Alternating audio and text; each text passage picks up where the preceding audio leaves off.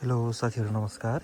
अब चाहिँ मौरीको सिजन सुरु भएको छ र सिजन सुरु भएसँगै हजुरहरूले चाहिँ मौरीलाई काम गर्न दिनको लागि यसरी पुरानो घरमा भएको फोहोरहरू चाहिँ मैनपुतलीहरू अन्य किराहरू लागेको यस्तोले गर्दा चाहिँ मौरीलाई रोग लाग्ने गर्दछ। यहाँ हेर्नुहोस् त, यो मैनपुतलीको किरा छ यो घरमा। त्यही भएर यो घरबाट चाहिँ मौरी म यो नयाँ घरमा सफा गरेको घरमा सार्न गइरहेछु। तपाईहरुले यसो गरेपछि चाहिँ मौरीलाई रोगहरू कम लाग्ने हुन्छ र मौरीले अब सिजन सुरु भएपछि राम्रो काम गर्दछ। यहाँ हेर्नुहोस् त कति फोहोर छ यसमा। यस्तो फोहोरहरूले गर्दा चाहिँ मौरी भाग्ने, मौरी मर्ने, अन्य घरमा पनि संक्रमण हुने त्यस्तो कारणहरू चाहिँ यो चाहिँ मैनपुतली हो। यसलाई मैनपुतली भन्छ। यो लार्वा चाहिँ पछि पुतली भएर अन्य घरमा पनि गएर यहाँ देख्न सक्नुहुन्छ कति फोहोर छ। यो मौरी चाहिँ राम्रो सङ्ख्यामा छ, तर यसरी यो घर फोहोर भएकोले गर्दा यो घरमा यसरी सार्न गइरहेको छु र अन्य मसँग भएको मौरी घरहरू पनि म निरीक्षण गरेर यसरी नै सार्न गइरहेको छु। देख्न सक्नुहुन्छ। धन्यवाद। र साथीहरू, त यहाँ चाहिँ यो घरको धेरै जसो चाकाहरू चाहिँ मैनपुतलीले काट्ने गरेको छ, रोग लागिसकेको रहेछ। त्यस्तो चाकालाई चाहिँ मैले निकालेर अब यसरी आधार चाका दिएको फ्रेम चाहिँ म हाल्दैछु। हजुरहरूले चाहिँ सुरुमा मौरीलाई बानी छैन भने यो आधी मात्रै आधार चाका दिनु होला। यो मौरीलाई चाहिँ मैले 2 वर्षदेखि आधार चाका दिइरहेको छु। त्यही भएर चाहिँ मैले फुल आधार चाका यसरी दिन गइरहेको छु। यसरी फुल आधार चाका दिँदा चाहिँ तपाईँको चाका बलियो हुन्छ, पछि मैन झिक्न सहज हुन्छ। र यसरी तपाईँले यो आधार चाका चाहिँ छेउछेउमा भन्दा यसरी बिचमा राखिदिनु भयो भने चाहिँ मौरीले छिटो र राम्रो काम गर्दछ। यहाँ देख्न सक्नुहुन्छ किरा कति लागेको छ। यो चाहिँ मैनपुतली, यसलाई चाहिँ मैनपुतली भन्छ। यो चाहिँ तपाईँको सुरुमा लार्वा हुन्छ, त्यसपछि पिउपा, अनि यो वयस्क भएर उडेर अन्य घरमा पनि यसले गएर अन्डा पारिदिनुहुन्छ। र यो यहाँ भएको यो लार्वाले चाहिँ यसो तपाईँको चाकाको यस्तोमा बसेर सबै चाकाहरू नै नष्ट गरिदिन्छ। मौरीले चाका छोड्नुको कारण त्यही हो, भाग्नको कारण पनि त्यही हो। यहाँ देख्न सक्नुहुन्छ कति फोहोर छ। त्यही भएर तपाईँहरूले नियमित रूपमा हप्तामा नभए नि महिनामा एकचोटि चाहिँ घर यसरी हेर्नुपर्ने हुन्छ।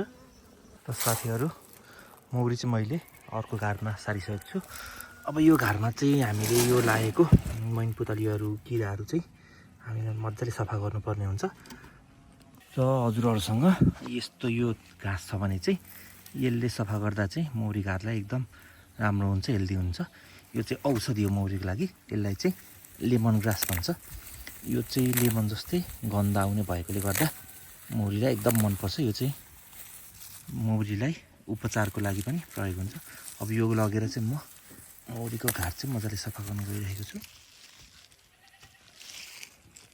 र साथीहरू, अब म यो यहाँ भएको पुरानो घरमा भएको फोहोरहरूलाई, मैनपुतलीहरूलाई चाहिँ यसरी चक्कुको सहायताले यसरी सबै खुर्किने पर्ने हुन्छ। कुना काप्चातिर यहाँ देख्न सक्नुहुन्छ कति फोहोर छ। यो चाहिँ धेरै पनि भएको छैन, 1 महिनामा यस्तो।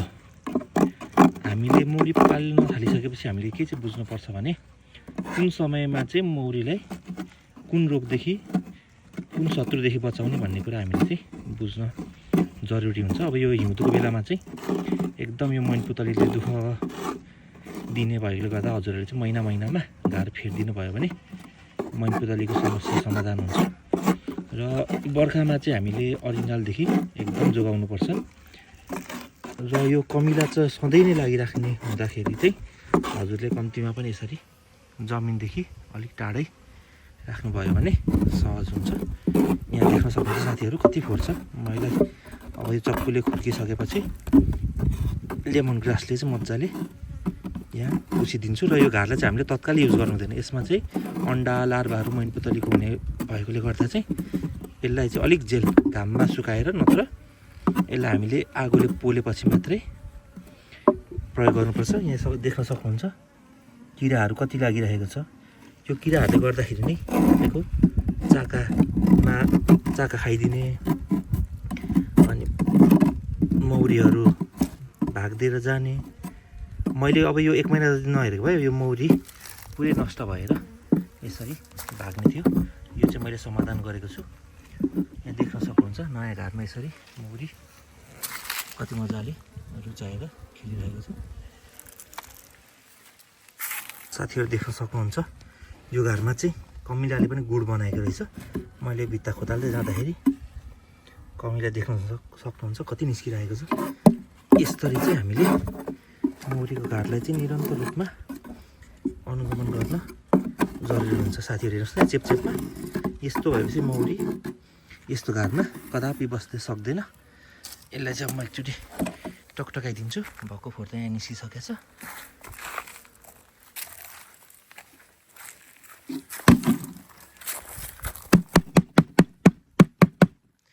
यहाँ देख्न सक्नुहुन्छ साथीहरू कति निस्किरहेको छ कमिला।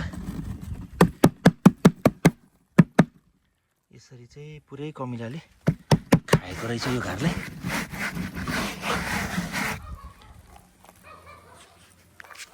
साथीहरू देख्न सक्नुहुन्छ यो घरबाट चाहिँ कति फोहोर निस्किएको छ। यहाँ देख्नु त हेर्नुहोस् त किरा कति छ यहाँ। यो सब मैनपुतलीको बच्चाहरू भएकोले गर्दा यो चाहिँ म अब जलाउँदैछु। यहाँ यसरी किल्चेर हामीले मारिदिनु पर्ने हुन्छ। सबै किरा छ। अब यो घरमा चाहिँ मैले कमिला भएको कमिलाहरूलाई पनि टकटकाएर राखिसकेको छु। अब चाहिँ यो लेमन ग्रास तपाईँहरूले चाहिँ कुनै पनि मौरीलाई घरमा राख्नुभन्दा अगाडि चाहिँ यसरी यो लेमन ग्रासले यसरी घरलाई मजाले सफा गरिदिनु भयो भने चाहिँ मौरी बस्ने सम्भावना धेरै हुन्छ, भाग्ने सम्भावना कम हुन्छ। र यो हामीले कहिलेकाहीँ घार किनेर ल्याउँदा पनि यस्तो बिचमा धेरै ग्याप भएको घार हामीले किन्नु हुँदैन, किनकि यही बिचमा चाहिँ मैनपुतलीको लार्भाहरू बस्ने हुनाले चाहिँ यो तपाईँहरूले किनेको घारमा पनि यदि यस्तो दुलोहरू छ भने हजुरहरूले चाहिँ मैनले या माटोले चाहिँ यसलाई टालिदिनु पर्ने हुन्छ। मैले चाहिँ यसलाई टालेको रहेछु, त्यही भएर मैनपुतलीको एकदमै धेरै यहाँ रोग लागिरहेको रहेछ। यो लेमन ग्रासको चाहिँ तपाईँको गन्ध मौरीलाई एकदम धेरै मनपर्ने र यसको शत्रुहरूलाई चाहिँ मन नपर्ने भएको हुनाले हामीले यसरी सबैतिर दलिदिनुपर्छ। र साथीहरू मैले चाहिँ यो सफा गरेको घाटलाई अहिलेको लागि चाहिँ यहाँ राखिदिएको छु। यो भित्र आधार चाकपको फ्रेमहरू पनि छ। यसलाई चाहिँ अब हामीले यत्तिकै छोडेर घाममा छोडेर या यसलाई हामी भित्र धुवा लगाएर चाहिँ यसको रोग निराकरण गर्न सकिन्छ। अब यो चाहिँ म अब मौरीको सिजन सुरु भएको गर्नाले चाहिँ यसलाई चाहिँ अब म यो पासो थाप्दैछु। अब यसमा चाहिँ अलरेडी मौरी बसिसकेको हुनाले चाहिँ यसमा मौरी आएर बस्ने प्रबल सम्भावना हुन्छ। मैले यसरी नै यो घारलाई पनि मैले पासोको रूपमा थापेको छु सफा गरेर। हजुरसँग खाली घार छ भने चाहिँ यसरी पासो थाप्न सक्नुहुन्छ। यो मुखमा चाहिँ हामीले यसरी मैन चाहिँ अनिवार्य रूपमा दल्नुपर्ने हुन्छ। र मैले मसँग भएको खाली बक्सा पनि मैले यसरी यो चाहिँ पासोको रूपमा थापेको छु। हेर्न सक्नुहुन्छ यहाँ दुईवटा मुख बनाएर मैले यो मैन दलिदिएको छु। अब अरू घारमा पनि म हेर्नेछु। अब यो घारमा चाहिँ मौरी सेटल भइसकेको छ। तपाईँहरूले यसरी मौरी सार्दाखेरि चाहिँ एउटा के कुरा चाहिँ ध्यान दिनुपर्छ भने रानी चाहिँ बाहिर नभागोस्, कुचिएर नमरोस्, रानी बाहिर नछुटोस्। यदि यस्तो भयो भने चाहिँ यो घार चाहिँ भितपाते हुने गर्दछ। र अहिले चाहिँ भालेको सिजन नहुने भएकोले गर्दा यो घार भितपाते भयो भने बर्बादै हुन्छ। त्यही भएर हजुरहरूले यो ध्यान चाहिँ पुर्याउनु पर्ने हुन्छ। र साथीहरू मैले चाहिँ अर्को घारमा पनि यसमा नि मैनपुतली लागेको छ कि छैन, अरू रोगहरू लागेको छ कि छैन मैले चेक गरेको छु। यो चाहिँ मैले अस्ति भर्खरै परिवर्तन गरिदिएको घार हुनाले गर्दा मौरी यसमा रोग लागेको छैन, मौरी स्वस्थ छ, एकदम फस्टाइरहेको छ। हजुरहरू देख्न सक्नुहुन्छ यसमा चाहिँ 1 2 3 4 5 6 7 8 9 फ्रेम भरिसकेको छ। अब चाहिँ यो 9 फ्रेम पुरा भरेर 10 फ्रेममा थालिसकेपछि चाहिँ हामीले माथिबाट सुपर चढाइदिनुपर्छ। अब अहिले चाहिँ मैले 81 घार खोलेको हुनाले मौरी अलि रिसाउँदैछ। यसलाई चाहिँ हामीले ढक्कन लगाइदिनु पर्ने हुन्छ। हामीले मौरीको अनुगमन गर्ने भनेको चाहिँ हामीले बिहानको समयमा अहिले जाडोमा चाहिँ 8 देखि 11 बजेसम्म गर्नुपर्छ। तपाईँको हामीले दिउँसो र बेलुका गर्दाखेरि चाहिँ दिउँसो मौरी एकदम धेरै एक्टिभ हुने गर्दाखेरि दिउँसो चाहिँ मौरीले हामीलाई चिल्न सक्छ, रिसाउन सक्छ। र राति चाहिँ यसले आफ्नो टेम्परेचर घरमा मेन्टेन गर्नुपर्ने भएकोले हामीले राति चाहिँ खोलिदिनु हुँदैन। 4 बजेभन्दा पछाडि चाहिँ हामीले नखोल्दै राम्रो हो। र अहिले चाहिँ बिहानको 9 बजिरहेको छ, त्यही भएर मैले यो हेर्दैछु। सकभर हजुरहरू चाहिँ बिहान नै अनुगमन गर्नु होला। अब यसमा मैले हेरिसकेको छु, मौरीको सङ्ख्या एकदम राम्रो छ यसमा।